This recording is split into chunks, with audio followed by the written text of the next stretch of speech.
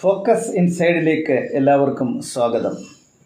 2025 April 22 Pahalgam എന്ന് പറയുന്ന കാശ്മീരിലെ താഴ്വരയിൽ ടൂറിസ്റ്റ് കേന്ദ്രത്തിൽ ഒരു ഭീകരാക്രമണം നടക്കുകയുണ്ടായി.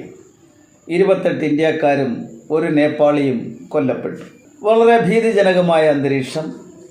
ഇന്ത്യ അതിശക്തമായി പ്രതികരിക്കാൻ പോകുന്നു.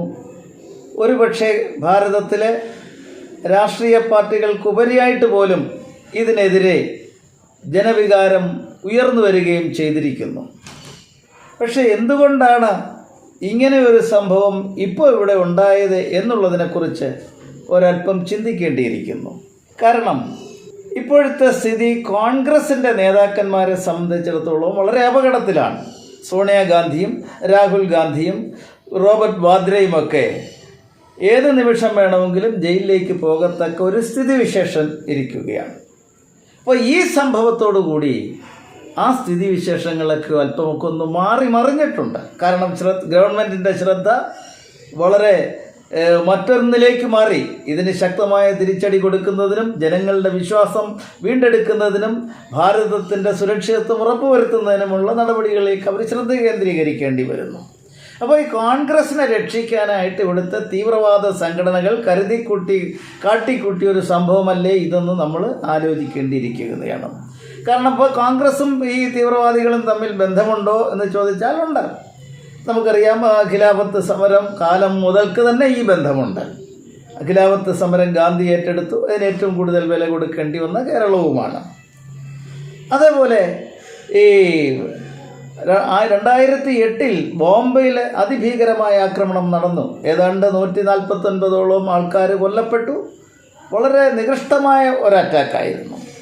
അതിനെ സംബന്ധിച്ച് അന്ന് മഹാരാഷ്ട്രയിലെ മുൻ മുഖ്യമന്ത്രിയായിരുന്ന AR ആന്തുലെ പറഞ്ഞത് ഇത് BJP സംഘടിപ്പിച്ച അറ്റാക്കാണെന്നായിരുന്നു.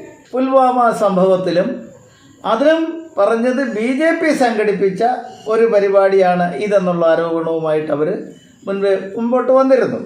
പക്ഷേ ഇതൊന്നും വില പോയില്ല. അപ്പോൾ ഇത് കാണിക്കുന്നത് ഈ ടെററിസ്റ്റുകളെ രക്ഷിക്കാനുള്ളൊരു പ്രവണത ഈ കോൺഗ്രസിൻ്റെ ഭാഗത്തു നിന്നുണ്ട്. മാത്രവുമല്ല, ഈ ടെററിസ്റ്റുകൾക്ക് വേണ്ടി എല്ലാം ചെയ്തു കൊടുക്കുന്ന ഒരു നടപടിക്രമവും കോൺഗ്രസിനുണ്ട്. അതിൻ്റെ ഒരു ഭാഗമാണല്ലോ ഈ വഖഫ് നിയമത്തിൽ വന്ന അമെൻമെൻറ്റ്. നേരത്തെ 1995 വഖഫ് ആക്ട് ഉണ്ട്. അപ്പോൾ അത് 2013 അമെൻഡ് ചെയ്തു. എന്തിനു വേണ്ടി? ഇത് ഏത് വസ്തുവും ഭാരതത്തിൽ ഇത് വഖഫാണെന്ന് വരുത്തി തീർക്കാനുള്ള അവസരം ഈ മതസംഘടനകൾക്ക് നൽകുന്ന തരത്തിലുള്ള അമെൻമെൻറ്റ് കൊണ്ടുവന്നു. അവരെ അങ്ങനെ സഹായിക്കാനായിട്ട് വന്നു. നമുക്കറിയാം, ഈ ഭീകരാക്രമണത്തിൽ കൂടുതലും പങ്കാളികളാകുന്നത് മുസ്ലിം സമുദായത്തിൽപ്പെട്ടവരാണ്. അപ്പോൾ അവരെ ഒന്ന് രക്ഷിക്കാൻ വേണ്ടി, മറിച്ച് ഹിന്ദുക്കളും ഈ ഭീകരന്മാരാണ് എന്ന് വരുത്തി തീർക്കുന്നതിന് വേണ്ടി prevention of targeted violence bill എന്ന് പറഞ്ഞ് 2013 കോൺഗ്രസ് വേറൊരു ബില്ല് കൊണ്ടുവന്നു. പക്ഷേ അത് ചീറ്റിപ്പോയി. കാരണം അത് ഇവിടുത്തെ ഹിന്ദുക്കൾ അങ്ങനെ ടെററിസ്റ്റ് ആക്ടിവിറ്റീസുമായിട്ട് നടക്കുന്നതായിട്ടോ ഒന്നും തെളിയിക്കാനോ സംഭവങ്ങളോ ഒന്നുമില്ല തന്നെ. അപ്പോൾ അത് ഈ നിങ്ങൾ മാത്രമല്ല മറ്റുള്ളവരും കുഴപ്പക്കാരാണെന്ന് വരുത്തി അവരെ ഒന്ന് സാന്ത്വനപ്പെടുത്താനുള്ളൊരു പരിപാടിയായിരുന്നു. അപ്പോൾ ഈ തരത്തിൽ കോൺഗ്രസ് ടെററിസ്റ്റ് ബന്ധം ഇവിടെ നിലനിൽക്കുന്നു. അങ്ങനൊരു സന്ദർഭത്തിൽ കോൺഗ്രസ്സിനൊരു പ്രതിസന്ധി വരുമ്പോൾ അവരെ രക്ഷിക്കേണ്ട ഉത്തരവാദിത്വം ടെററിസ്റ്റുകൾക്കുണ്ട്. അതിൻ്റെ ഭാഗമായിട്ട് അരങ്ങേറിയ ഒന്നല്ലേ ഇത് എന്നുകൂടി അന്വേഷിക്കേണ്ടതായിട്ടുണ്ട്. മാത്രവുമല്ല, കോൺഗ്രസ് ഇപ്പോൾ പറയുന്നത് ടെററിസ്റ്റുകളെ എല്ലാവരും കുറ്റപ്പെടുത്തുന്നത് അവിടുത്തെ സുരക്ഷാ വീഴ്ച വന്നുപോയി എന്നൊക്കെ പറഞ്ഞ് BJPയെ ആക്ഷേപിക്കാനാണ് ഈ അവസരം ഉപയോഗിക്കുന്നത്. പിന്നെ 370 തിരിച്ചു കൊണ്ടുവരുമെന്ന് കോൺഗ്രസ് പറഞ്ഞിട്ടുണ്ട്. കാശ്മീരിലെ ജനങ്ങളാകട്ടെ വളരെ സന്തുഷ്ടരാണ്. 2023 3000 കോടി രൂപയുടെ വികസനമാണ് നടന്നത്.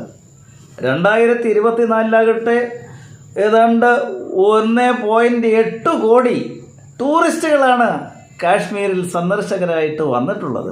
ഇപ്പോൾ ടൂറിസം അത്രമാത്രം പുരോഗമിച്ചു. അതൊരു സമാധാനപരമായിട്ട് അന്തരീക്ഷം നടമാടുന്ന ഒരു വളരെ സേഫായിട്ടുള്ള ടൂറിസ്റ്റ് കേന്ദ്രമായി മാറിക്കഴിഞ്ഞപ്പോൾ അതിനി ഒരിക്കലും തങ്ങൾക്ക് കിട്ടില്ല എന്ന് ടെററിസ്റ്റുകൾക്ക് ബോധ്യമാവുകയും, അപ്പോൾ കോൺഗ്രസിൻ്റെ വാഗ്ദാനം നടപ്പിൽ വരണമെങ്കിൽ അവിടം വളരെ അപകടകരമായ സുരക്ഷ തീരെ ഇല്ലാത്തൊരു പ്രദേശമാണെന്ന് വരുത്തി തീർക്കുകയും വേണം എന്നുള്ളത് ഈ ടെററിസ്റ്റുകളുടെ ഒരു പരിപാടി ആയിരുന്നു. അപ്പോൾ 370 തിരിച്ചു കൊണ്ടുവരണമെങ്കിലോ അവിടെ വീണ്ടും അസന്തുലിതാവസ്ഥ വരണം, സുരക്ഷിതമല്ലെന്നുള്ള ഇത് വരണം, തീവ്രവാദ ആക്രമണങ്ങളുടെ പിടിയിലാണെന്ന് വരണം, ഇന്ത്യക്ക് ഇനിയും ഈ കാശ്മീരിനെ ചുമക്കുക ബുദ്ധിമുട്ടാണെന്ന സ്ഥിതി വരണം. അങ്ങനെ 370 വീണ്ടും കൊണ്ടുവന്ന് അത് ഇസ്ലാമിക തീവ്രവാദികൾക്ക്, അതായത് പാകിസ്ഥാന് വിട്ടുകൊടുക്കത്തക്ക ഒരു അന്തരീക്ഷം സൃഷ്ടിക്കുന്നതിന് വേണ്ടിയാണ് ഈ കോൺഗ്രസും ഈ ടെററിസ്റ്റുകളും ചേർന്ന് നടത്തിയ ഒരു ആസൂത്രിത പദ്ധതിയാണ് ഇതെന്ന് നമുക്ക് കാണാം. അതിനെക്കുറിച്ചും കൂടി അന്വേഷിക്കേണ്ടിയിരിക്കുന്നു.